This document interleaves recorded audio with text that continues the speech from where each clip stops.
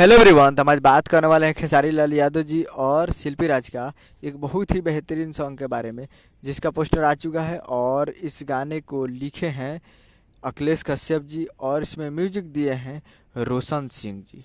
और इस गाने को गाए हैं खेसारी लाल यादव जी और शिल्पी राज जी, जो कि आपको स्क्रीन के ऊपर दिखाई दे रहा है। जिस सॉन्ग का टाइटल रखा गया है कमर के कमाई, जिसका टाइटल है कमर के कमाई। और वीडियो में है खेसारी लाल यादव जी और नर्मिता माला जी, फिट में है नर्मिता माला जी। तो ये बहुत ही बेहतरीन वीडियो सॉन्ग है और ये बहुत दिन के बाद Annapurna films Bhojpuri YouTube channel से रिलीज होने वाला है। जी हाँ, अन्नपूर्णा फिल्म से ग्लोबल म्यूजिक जंक्शन से डिजिटल पार्टनर हो चुका है अन्नपूर्णा फिल्म्स भी।